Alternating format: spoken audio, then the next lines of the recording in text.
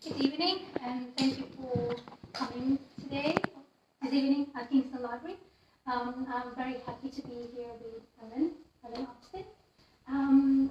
So, before we dive into the world of Tsarina and Tsarina's daughter, I would love for you to introduce yourself, tell us a bit more about your background, and the time to tell us how you end up writing about these fascinating subjects. You want the way back answer to that? Yes. Okay, good.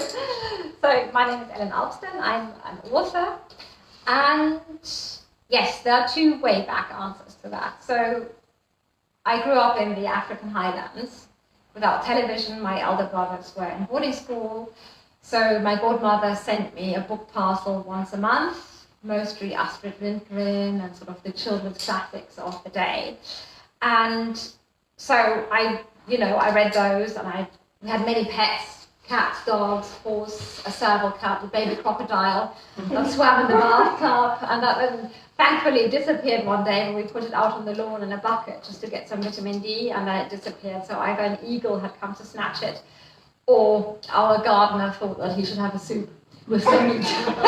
Anyways, the baby crocodile was gone, and I was actually quite happy for that.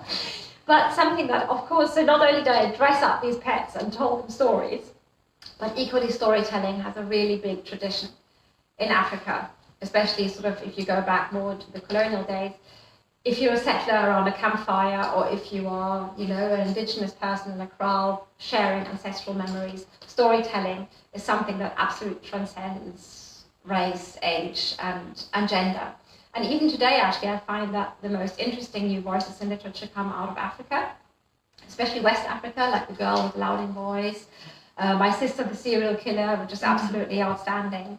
Very gritty feminine voices, and it's interesting that they come from Africa. And so when we returned to Europe, those were very long and lonely years, because I was very different. We moved into this little village that had more cows than people, and mankind is just not very open to things that are different. And it's funny how you realize more in hindsight why things did not work out. While you're in that situation, you struggle, and I think we've all had this situation where we were just at the wrong place for who we were, and you think it's you, but it's actually not you, it's the others. So that helps. And the only salvation was going to the library. But you see, that was in the wrong place, because in the end you found a place that was giving you something. You were drew to visit the library because around you, like there was something was lacking, but you found a space in the library. Exactly, and I actually had a space. I came with my washing basket, literally a washing basket, where I just swipe the shelf into there, read everything, mostly historical fiction, sort of the big classics like I, Claudio, Scenery the Egyptian, Désirée, Angélique. And I just love that gives education, it gives entertainment, it gives escapism. At the end, the heroine finds the place where she belongs. And I suppose I longed for that. So that was sort of, and then I poured my soul into a diary, probably millions of pages, which of course helps anybody who's interested in writing, because you learn to delve into your emotions, and you delve actually into your everyday life and use that as a resource. And storytelling, what happened with the heartbreak from yesterday, what happens today, you sort of learn how to continue a story by writing a diary. If this was the first answer, what about the second? Is that how I found? That's the second way back. So in my parents' library, there was a book called Germans and Russians, about that millennial love-hate story between the two people. It's very curious to know how you stumbled on such a book, because it's not the normal book that we, but I mean, the book that you normally find in a household, unless there is a strong connection between with Russia or. Yes, it's true. There is sort of, already Germans and Russians have this millennial hate-love story that starts really from the Volga Germans who went there, I think, in 900 or 1000, to the forced resettlement through by Stalin, on Stalin's orders.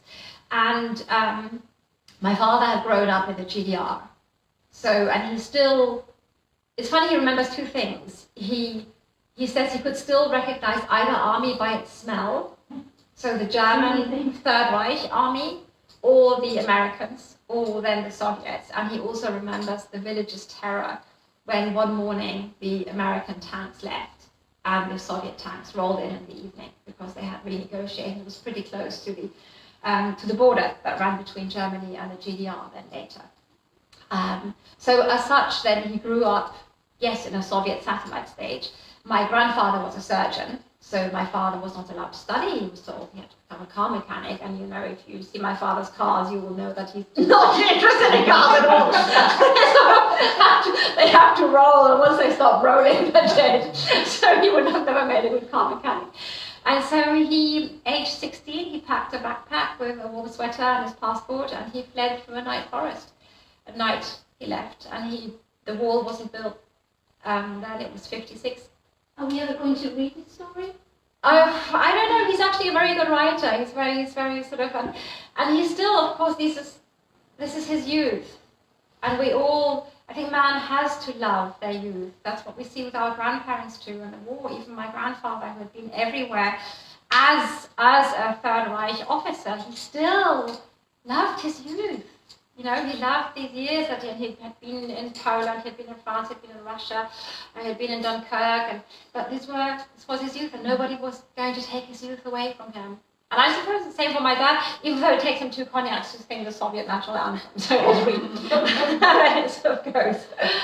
Now that we established where your passion for Russian started from, would you like to tell us more about Tsarina and Tsarina's daughter? So, what's the plot? I mean, I'm sure that you can pitch the book way better than I would. So I discovered Tsarina, who is the Empress Catherine I, in a chapter in this book, Germans and Russians, because she was born as a German Baltic serf. She was born out of wedlock, she was illegitimate, and she was an illiterate serf. And a serf is something like a slave, really. Living in bondage, they're bound to their master's lands, and they have to work 6 days a week for him. The 7th day is for their own use, to sort of grow their own plants in the back of the little hut and the little isba they had. And when I read that chapter about her, you know, that Cinderella story, of course, we all know there are only 7 big plots in literature, and Cinderella is one of them. And you see, I mean, it never stops. We love, why was Pretty Woman such a success? Because it was, of course, the Cinderella story. But I find there's a double Cinderella story. It's not only her rise from serf to empress, but it's also the transformation of Russia from backward nation to the beginnings of the superpower we know today. And that is unique. And so when I had matured and written enough diary to actually thinking of writing a novel, I was almost shocked to see that there was nothing about her. You know, there was no thesis, no biography, no novel, nothing. And everything was always this mediatic omnipresence of Catherine the Great and Peter the Great. And I understood she's almost like Tutankhamun. You know, the Tsars preceding her and succeeding her shed so much light and made so much noise that she sort of slid into the shadows of history. And What do you think that she was forgotten? Why do you think? Probably because her rule was nothing to, you know, it was more the fact of her rise and that she actually got empress from her very humble beginnings, and the first ever reigning empress in Russia, the first woman ever to rule the world's largest and wealthiest realm, had been born this illiterate serf. So it is her rise that is her special story. As an empress, really the only fact that marks her is that she financed Bering ships to go and find the Bering Strait, which I suppose perhaps, Alistair, would you know, is that why Alaska was Russian? Because she financed Bering ships, and probably, so that's actually quite a pretty big fact then for her to stand out. But her rule as such was not remarkable.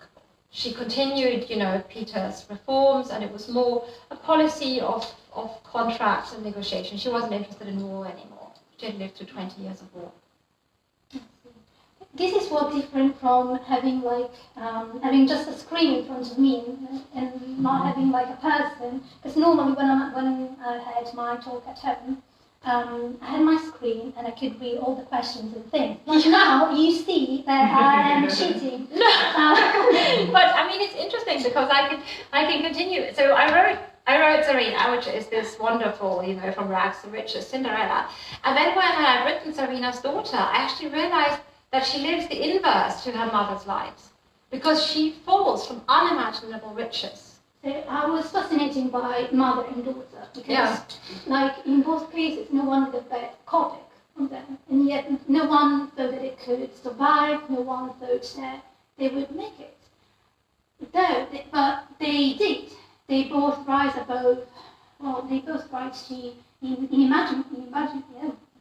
unimaginable levels, but they are very different. Like in Tsarina we see Marta, then Catherine, she doesn't have high expectations.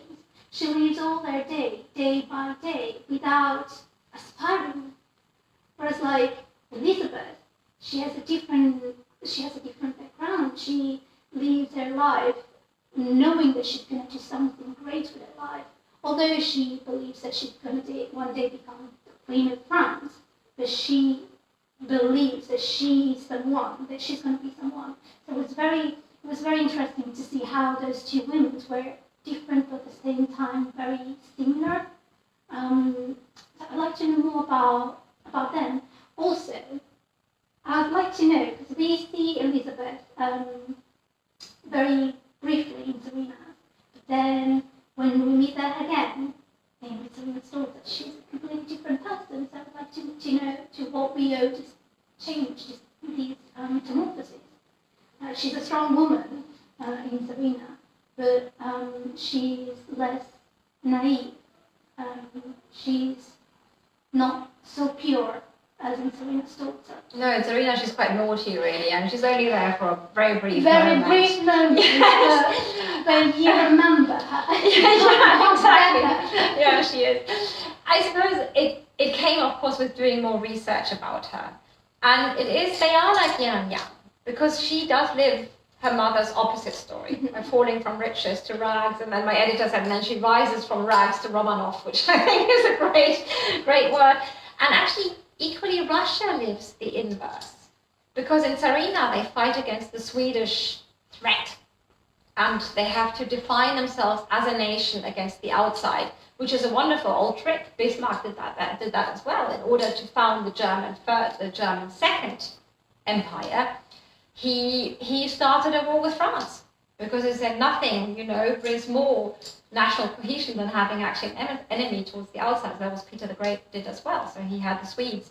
But in Tsarina's daughter, Russia actually fights. The enemy is on the inside. These are all the Westerners that Peter called into the country to modernize it, are now actually bringing the country and the nation really to the brink of demise. And that is very interesting, that these two books are like yin and yang. And then Elizabeth's character, I think when I wrote Tsarina and I described her in Tsarina, I did not have the plan to write, a book about Elizabeth. So I more used that cliche that people have that people have in their mind about her, this very voluptuous, very loose, very over the top girl. And then when we discussed writing the Tsarina's daughter, I actually started to look at her closer, and equally her psychology. What is it like to be the only surviving child of 15 children? This question sort of, why me? And equally, I wondered how much everybody has read Tsarina. No? Alison, have you? Oh, there's a massive... Okay. Peter the Great does something very, very terrible to Elizabeth's half-brother. I don't want to go there. Okay. And whilst I did the research, there was never an indication and never a hint how much actually Elizabeth and her sister knew about that. Was that public knowledge, and how do you deal with that in a family? Was it not mentioned? Was he sort of the elephant in the room? So this is something I equally just skimmed in the book because I couldn't quite get to terms with it. I think she said herself, when she seized power, and she pays that terrible price for seizing power. She does what she has to do and sets somebody aside whom she loves dearly, more than setting him aside. She says, any earlier I would not have been ready. She was in that position several times throughout her life. Yeah. But she always put family first. Yeah. I think it's interesting to see that she decided to make that choice. I can't really say anything because I don't want to spoil it. But when she realized that there's not just that bond, that it's not just about family, and their real family is Russia. Exactly, that Russia needs her. She was like the first people's princess. She played that very cleverly against all the Westerners, like wearing Russian dress and loving Russian food and dance and Food. there was a lot of food in my books. There's a lot of food. Yes, There's a lot of food. Yeah. So when you read Tsarina, please make sure to have food and just a lot, because I was constantly hungry. My Asian says that too. I want to eat all the time when I read them. There is many description of food, clothes, and places. I was very surprised to discover that you visited St. Petersburg just after writing Tsarina. So can you describe, how did you feel? I mean, what it was like to be in the very same place that had been living rent-free in your mind for how long? I wrote Tsarina for 1.5 years, and then there was a big round of edits. And then my husband said, I think we should go to St. Petersburg. Why not? So I had the finished manuscript. And it was a fantastic, very low-key trip. We stayed in an old youth hostel at the very old end of the Nevsky Prospect, which is still not developed. And people were, if you couldn't get a cab, you would just hail whatever car on the street, and then you were like, oh, Westerners, and turn on this music. So we sat in the back of the car bouncing to the bass. And we went to a nightclub where you had sort of weapon detectors, at the entrance, and we went out to Peterhof. It was April, so just before the onset of the White Nights, but there was still snow lying, and there were all these actors dressed up as Peter and Catherine. I was so bored because nobody was there. So we started doing like a snowball fight with them. And we ate a lot of food. It was a very low-key, very real experience. Yes, it helped, but I did not change anything. I felt that I had described St. Petersburg and the feeling, especially there is this figure of Tsarina. What is it? It's a pathetic fallacy, where the nature and the weather implies what comes with the story. And Russia, of course, is wonderful with that, because a lot of, Dan will know that, and a lot of sociologists see that very close relation between the Russian nature, the nature outside, and actually the nature of the people. That either they're absolutely exuberant and, in all their hospitality and their generosity that we link, or during the winter month, everybody just, completely closes up, brooding. And these two extremes that you find in the Russian people, you of course equally find in the Russian weather. And so this is what made it so lovely, that you have this very close connection.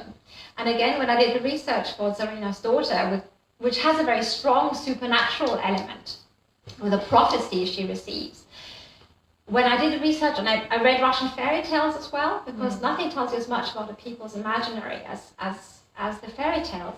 And I realized that none of these spirits is ever benevolent.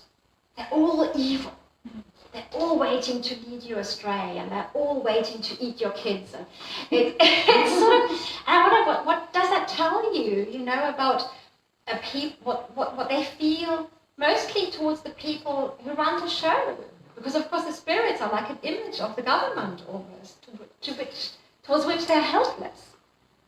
I think is it the reason why your supernatural element seems maleficent at the beginning, but in the long run it's not? It actually, exactly, in the long run, she actually compares it to a dark rosary that helps her surviving her fate. And the more she wants to get away from the prophecy, actually. The prophecy prepares her. Exactly, the prophecy prepares her. She realizes it's coming true, and at some point she realizes too that there's no point fighting it, because fate finds you, and the more you want to avoid it, perhaps the more viciously it finds you. But the supernatural element came during research, because whilst Peter the Great and Catherine I were always in the field, because she always went into battle with Peter the Great, making sure no other woman would sort of take her position in his tent. Really, the two surviving daughters grew up almost like peasant girls. Yes, in a vast palace, but with the most rudimentary of stuff, and a very old timber palace lying a couple of hours outside Moscow. And when I started doing my research into this palace, which is called Kolomenskoye, I realized that it was built on very old earth, and there were all these sort of rumors of time travels, and there's the ravine, and they said that Tatar soldiers rode in under Ivan the Terrible and rode out 100 years later under to greet the first Romanov Tsar, but they looked as if they, they hadn't aged by a day, and all these stories. And then I thought, this is an amazing thing to use actually for the book, and of course a prophecy, and this know thyself, that Delphic element that comes in with it. So that just happened by itself. That's quite interesting. I thought that was also because I thought it was very fitting, because like in Tsarina we have like this very strong figure of Peter the First, and he's fighting to westernize Russia, and he's trying also to fight the old believers and everything that is connected with superstitions as well. And then seeing in Tsarina's daughter these strong supernatural elements, these return almost of the primordial part. It was even putting more. It was highlighting that I'm sorry, I really. It was really highlighting that these two worlds coexisted, the old mythical world and the church. Yes. But there are many contrasts in Russia. There are many contrasts in Peter. There are many contrasts in the court. And I don't know, that part really highlighted. I think that we have guests at the door. Yeah. Come in. Come in. Is that I will not do. That's the supernatural. Linus, do you want to have a look? Swedish. Thank you. Yes, but these stark contrasts are something that marks the Slavic soul. And as much as you have them in Tsarina's life, of course, going from dirt poor to these unimaginable riches, you have it in Elizabeth as well. Because she has all these palaces of 500-600 rooms dotted all over the country, but she actually likes to camp. And hello, she loves to camp. Nice of you to join. She has, at her death, there were 15,000 gowns in her cupboards, but she actually loved dressing up as a man. She was one of the first cross-dressers in history, and just, said, well, it makes me feel more comfortable. Today I feel like a man. And she's fiercely protective of her family, and at the same time accepts what her father did to her half-brother, and that she has to do what she does at the end in order to reign, even though it terrifies her so much that she never again slept in the same room, for 2 nights running, if she slept at all. Her whole court had to keep her awake because she was so terrified that the same thing might happen to her as what she did to seize power. There's a lot of mental health.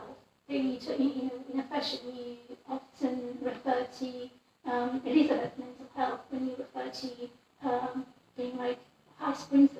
She refers to the high princess, the dark living in her, and we have the birth of sorrow in Tsarina. Could you tell us more about this part of the birth? I think the psychology of those two Yes. characters, the way they deal with difficulties. I think if you write an historic novel instead of a biography, you have, again, that element of emotion. Why did you decide to write? Exactly, why did I decide to write a novel and not a biography? Because you have that magic thing that actually makes us human, and that is emotion. And historical fiction is a vast genre.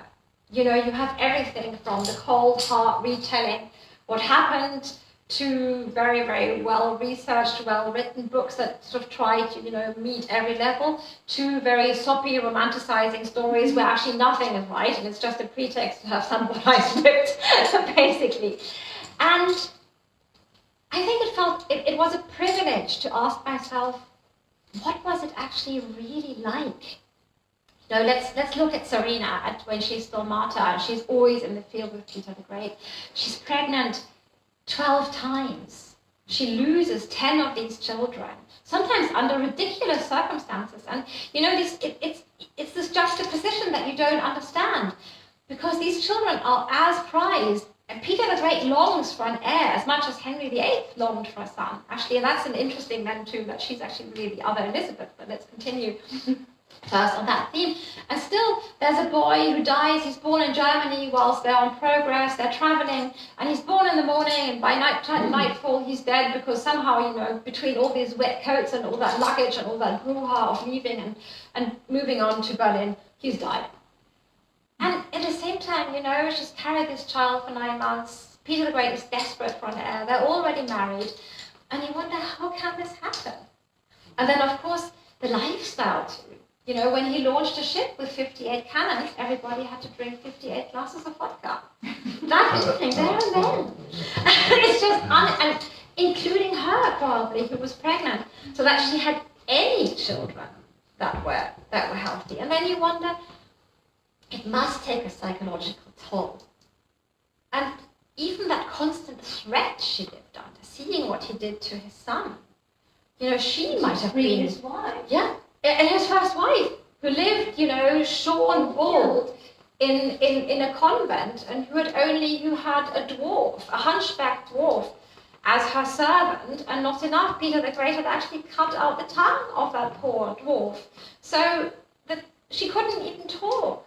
She had, and her only crime was that, she wasn't able to keep up with his reforming spirit. She'd given him 3 sons, 2 were stillborn, the 3rd one lived. Already, you ask again, how did she feel? And then, of course, yes, the birds of sorrow are an image for her depression when she loses yet another boy. And these letters I quote, when she writes to her best friend, please don't forget to feed my little boy and buy some warm clothes. I'm sure that Peter will pay for it. These are real letters.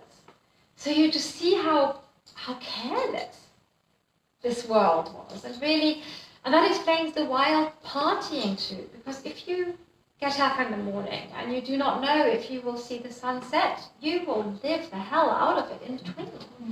But of course, it must have taken a horrible psychological toll on her. This constant threat, the constant fear, and just this loss and this pressure to provide the heir, and it just never happened. What about the life of women in general in that time? Because there is a heavy double standard in those births. Yeah, you can say that. Yeah. There is a part here, page 179. So that which made your father virile makes you a harlot. Such behavior in a woman warrants heavy punishment. For example, this is just one part, but even Evdokia, she gets punished just because after being disposed by his first husband, gets punished again just because she had a new law in the convent. Yeah. Or how they first get to study, but then they always dismiss that their opinions are not considered important. Women that read are just trouble. It's very, they were confined to terror before, but even after, once they were finally free, they didn't really have nothing on their name. No, they weren't free. No, and it's not much different from Europe in that time, of course, in the Baroque ages. And it's interesting that actually, as often, if you think about the First World War too, war was actually a harbinger of progress for women as well. Because if all sons, stay in the field, an eldest daughter must be allowed to inherit. If all husbands are out fighting, a woman must be allowed to run a shop. So suddenly things changed a little bit as the First World War brought women into factories, shortened the skirts, shortened the hair, because otherwise it would get caught sort of in the cogs of the conveyor belt. And this was quite similar for the Great Northern War that Peter the Great fought against Sweden, that it was a lot of progress for women. But actually the research I did into that was one of the most shocking aspects. And especially the first 200 pages of Tsarina, which I vastly only imagined, because in the beginning we know very little about her early life. We know that she was born a serf, and the moment when she comes to the pastor of Luck and she worked as a maid. So that's when history starts. And everything else I imagined before. And when I was in Paris as a student, I worked as an assistant to a best-selling author called Benoît Root. She had sort of this huge hit in the 90s called Salt on Our Skin. I don't know, that would have been sort of the translation into English. And she told me one thing, and she said, you know, for the reader to feel sympathy for your character, you have to make him fall very, very low. And so I really made Marta fall very, very low. You know, she gets sold, she's just a mere object, she has to defend her life by killing, she has to run away, she's threatened by prostitution again, but she's always, you know, she cheats death at every corner. And she's just very cunning, but as you say, she's got no aspiration. She just survives until fate. And I think that's the most surprising thing about the first 200 pages. You read and think, so how on earth is she going to meet Peter the Great? And you just don't see the relationship, how this could ever happen. And equally, the way they meet is then important. Because, yes, he sees her, and she is this very voluptuous person. A contemporary observer said, you know, she's not beautiful, but she's as warm as an animal. And it is actually this warmth, this maternal warmth almost, that attracts him. And this is the way they meet first, is actually not a sexual encounter. And that is very important. Because in truth, too, Peter the Great was a hugely traumatized person. He had suffered horribly as a child. I'm just writing about that actually in the book I'm writing at the moment, because I'm writing the prequel to Tsarina now. That's book 3 in the quartet of books. I thought that you were going to write about what happened after. No, it's more interesting to go back at the moment. So the 4th book will be then about Catherine the Great. That will sort of come next. You learn more about Sophia, Virgin Sophia. Exactly, Sophia and actually Peter the Great's mother. And when Peter the Great was 8 years old, there was a revolt by soldiers, and they grabbed little Peter by the neck, and they grabbed his uncle by the neck and held them both to his mother and said, "You choose who's going to die." And so she chose her brother to die. And they had to watch how he was basically, you know, hacked to pieces, played football with his head, put the hands on pikes. I mean, really as cruel and horrific as you can imagine. This is why Peter was such a traumatized person, suffering from this epileptic fit. And Peter the Great, I mean, he was great for his reforms, but he also stood 7 feet tall in his boots. So you have to imagine this man suffering an epileptic fit, and arms and legs, and, you know, flaying, beating, punching. And she was the only one who dared approach him. Everybody fled in horror, and she would just take his head and put it into her cleavage and hold him until he calmed. So it was this warmth and this courage that attracted him. But it's true that people ask, why didn't she do more for serfs? Why didn't she do more for women? You know what? I think she was so busy surviving all the time herself that there was not much space to influence politics. Also, like she reigned just for a very short time. Yes.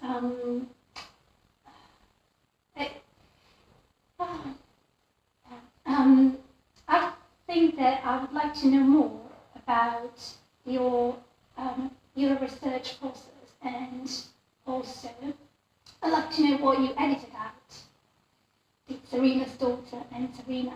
Because both books are, I mean, like same author, same historical time. The books are so different. There is, even from the cover, so like. Oh, I think they go really well together. They're very pretty. It's just that if you look like the first book is this like this red. It's that like the contents in the book, and it's quite gruesome. Like there is a lot of violence. It's very graphic at times. Tsarina's Daughter is more like you see like this very pretty cover. It's white, and inside it's more like the tone is more relaxed. Although she fights like for her life, although she's faced incredible hurdles, but the overall tone is different. So I'm very curious to know how you went from Tsarina to Tsarina's Daughter. Yes, yeah, no, I see what you mean. I find that the Tsarina is a real debut.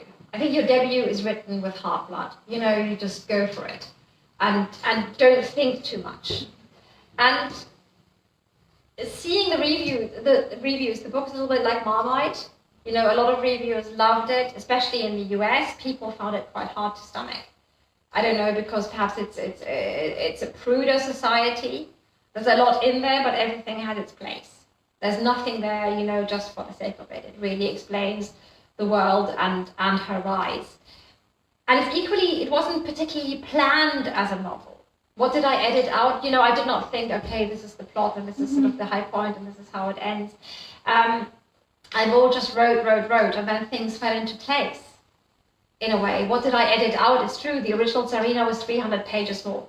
But it was mostly, my agent actually said, you know, one battle scene, I get it. One orgy, I get it. So, you had too many classics.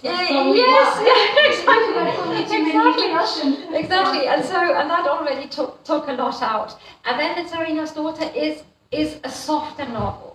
It's more planned, you know, with that twist. Even at the beginning, she's in that room with a baby, but you're actually not quite sure what she's going to do. Perhaps she's in there to save the baby. And I wanted that ambiguity too. I wanted the reader to expect that she's in there to save the baby from the soldiers, even though not at all. You know, as we I thought, well, because you just said that she's going to save it, so I can say, I thought that she was going to kill it. Oh really? You got that? Well, I mean, well, it wasn't far off your guess. Because I read Tsarina's Daughter just straight after reading Tsarina. Yes. So I had all that violence still like in my head. And I thought, everything's possible. Yes, because like the idea of Elizabeth that they had was still the naughty girl. And yes, but she is quite naughty. But and then so briefly met in Tsarina, and given that she was raised in the court of Peter, and like seeing all the violence, the roughness, I thought, oh my God, she's gonna kill him.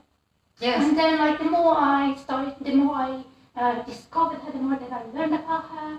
I was like, okay, maybe she's not going to. So I was very pleased. But the ending is hardly happier. Yeah, no. Well, it's not a happy ending for even, but it's probably better than that.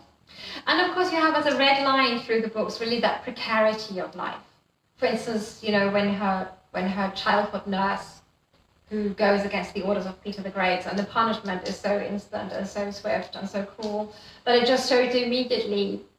So the world hasn't changed that much. It has moved on, but it hasn't changed. It hasn't changed that much in all. So yes, the two books are different. I mean, there are a couple of years in between, of course, and you learn a lot. I've learned so much by being published in England and America. It's a completely different tradition of storytelling. And I loved how my American publisher said, Ellen, I want the conflict on the first page. And if you think about it, I said that in an earlier talk, I'm a big James Bond fan.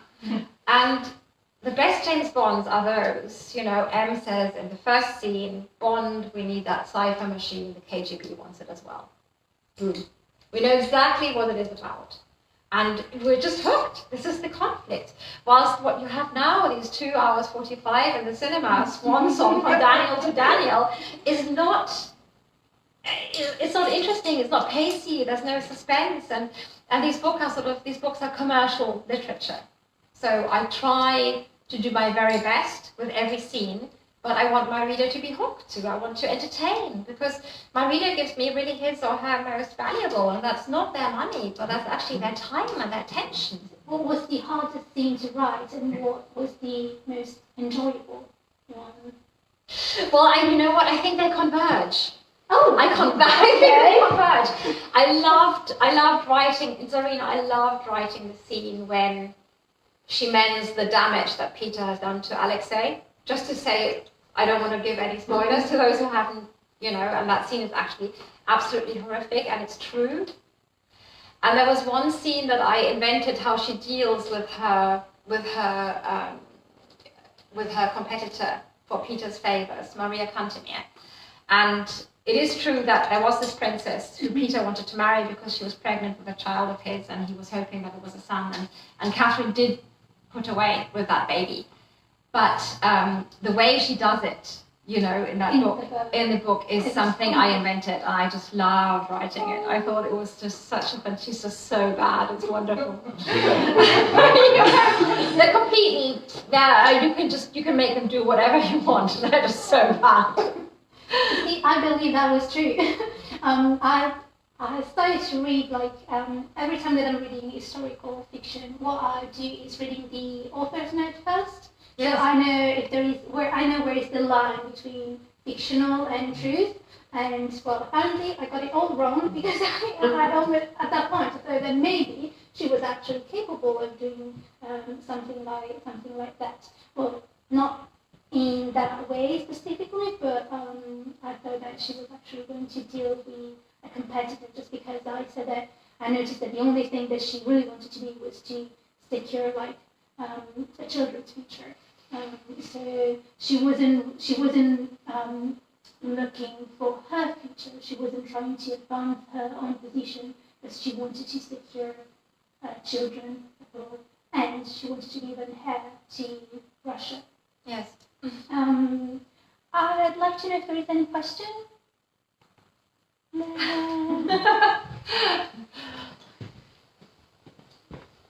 Otherwise, I'll go ahead and I can ask you more about your publishing journey. So you said that you like to see the difference between publishing in America and publishing here, but what was your journey to aspiring to get published, to actually get published? That was really, as I said, I'd always written a lot, but whilst I studied in Paris, I was always too busy with other things, as one is in Paris. But again, I wrote diaries, and I actually still have these diaries, and I recently got them out of a box because I reworked the shelves of my studies, and I weighed those diaries in my hand, and then I did not open them because I was almost afraid of the person I would encounter in there, the person I was 20, 30, 25 years ago. So that helped a lot. And then I met my now husband, in the last 6 months in Paris. We met on a market street. And 6 months later, he proposed. The same day, I had my one-way ticket to London. So it was very romantic. It was good timing. I think he felt sort of, a new city, a new job. There were too many things going on to not try to secure his position. And meeting him really gave me the calm to channel my energies. And he equally completely believed in me, even though he couldn't read a word. I wrote in German at the time, even though he couldn't read a word of what I was writing. He's from Sweden. And then I started my first job in London, which was a graduate trainee program in a big PR agency. I thought PR sounded fantastically glamorous, and this is what I wanted to do. And then I sat there having to call them, I'm calling on behalf of Colgate toothpaste. And so it wasn't that glamorous. It wasn't that, but no job is. You always have to hang in there. There's this German saying that the learning years are not master years. They're sort of the dog years, and that's true. And I understood that only in hindsight. You just have to put the legwork in. And then same now in publishing, you just have to put, the 10,000 hours, they say, at least, and a million words. And so then I said, okay, I have to try and change my life. I have to start doing something else. And in the evenings, I started writing for real. And whilst that first book never got published, it brought me into contact with agents and publishers, and then I wrote Tsarina, and had a couple of rejections for it from agents. And then I thought I might as well send it to Johnny Geller. And Johnny Geller is sort of this giant amongst the literary agents. And actually, if you read about him, it said debut novelists should not send their work to Johnny. I was sorry, I had so many rejections, I might as well send it to Johnny.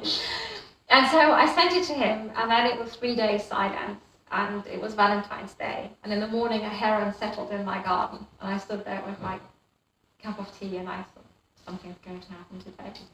And at 10 o'clock at night, my phone went bing, and it was an email from Johnny Geller's assistant saying, just to let you know that Johnny really liked what he saw, and do you have more?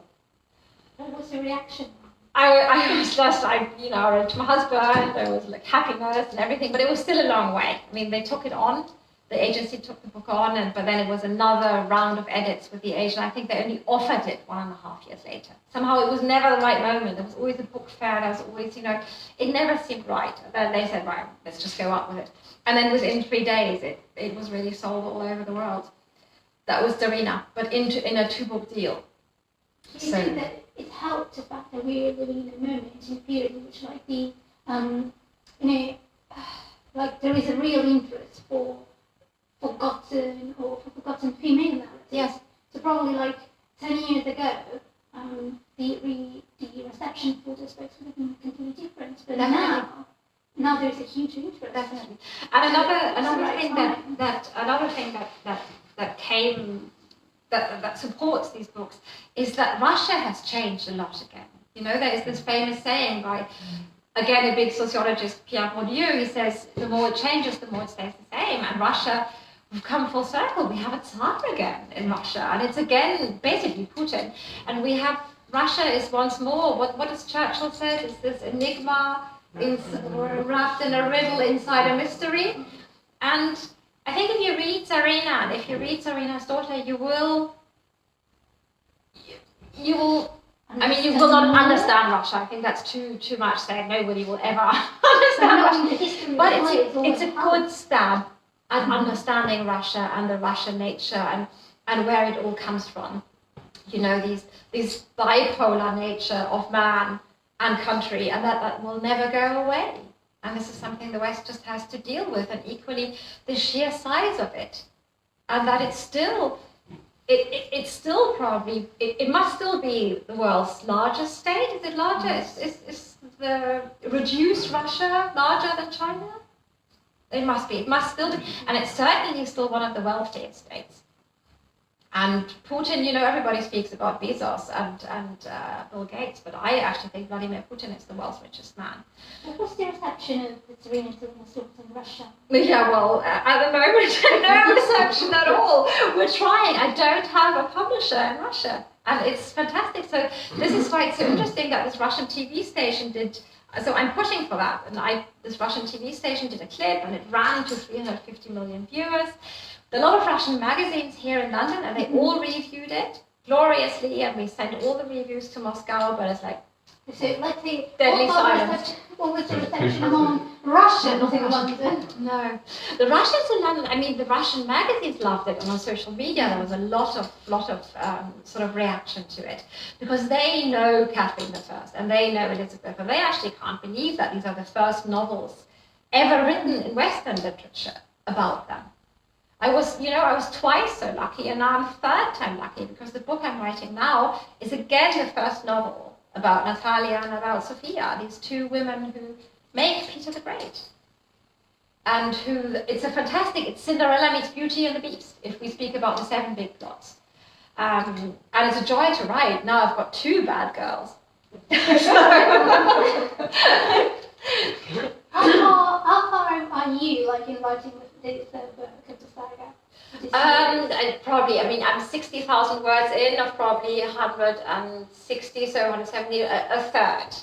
I'm actually approaching that moment where she's pregnant with Peter the Great. And it's been a fantastic Cinderella story, because the Tsar had been married once before. He had 15 children from his first wife, but the only son and heir is a heavily disabled boy. The historians, differ on what he suffered. He seemed to have suffered from everything, the poor child. So he was desperate. He was in his late 40s, and the Romanovs were a very young dynasty. Only his father had been voted into office. So he saw that he could not maintain it, and so he married again. And he married this penniless orphan, who was very westernized and who was 18 years old, and who was, of course, branded a witch by both her stepchildren and the Russian church, who was still very, very backward then. In the first year of the marriage, she gave him Peter, the strapping, handsome, healthy child. Everybody hated her even more for that, because, of course, a lot of influence came with these marriages. And when Peter was 3 years old, his father died. So his mother and her and him were without protection. And how she kept him alive and made sure that he could become Tsar is the most fascinating story, against his stepsister, who wanted everything that her stepmother had. because she was not allowed to marry, she was not allowed to have an education, but she wanted all that. So you have these two women who go against each other. It's a fantastic story. Waiting for me. I feel like Howard Carter once more. You talked about portraits, so you already know that you're going to write a fourth book about... That's then Catherine the Great. I have to. You have to. So this is because you asked me about Tsarina's big achievements. I think for Elizabeth we've got two big achievements. Her first big achievement was she was the first ever monarch to abolish the death penalty in history, which in the 1700s was a pretty tall order. Of course, you know, you can always order somebody to be punished, to be knouted, to be thrown into the Trubets by Bastion. On paper. Exactly. On paper, she did never sign a sort of a death sentence. And the second big achievement was that she, like Elizabeth I Tudor, there are actually many similarities in their lives. It's very interesting.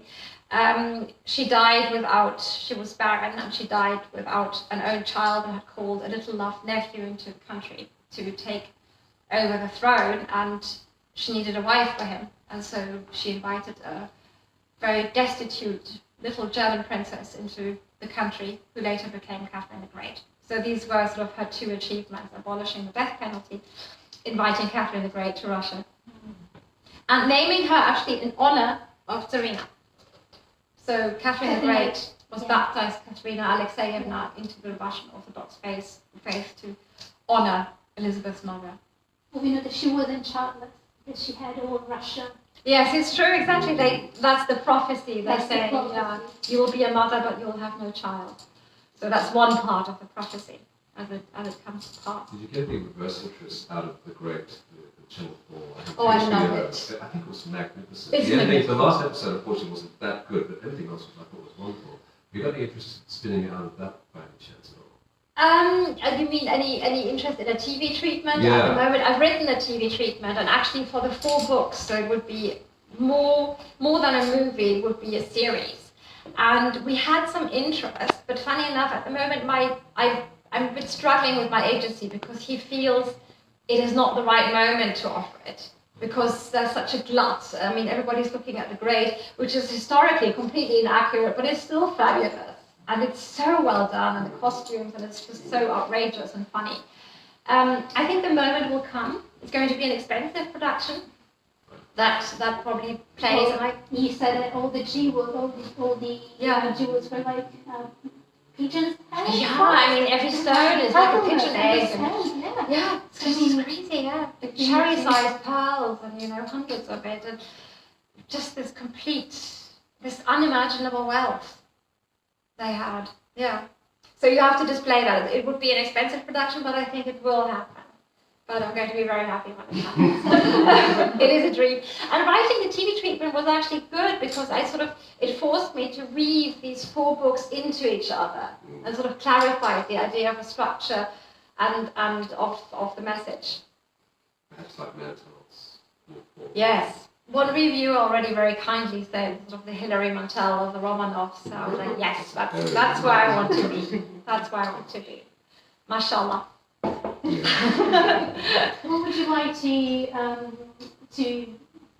be casted for eventually for a TV show? Yeah, who could be? That's a big question. It would be nice to have like a completely fresh face as each heroine. You know, Natalia and Sophia, what I write now. Then you have Martha, Catherine, Elizabeth, and finally Catherine the Great, and actually finding a completely fresh face each time.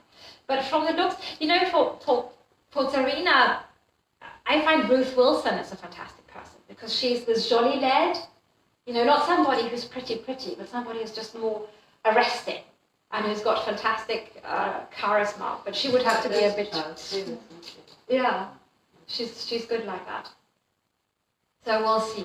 Hopefully we can all be extras. I like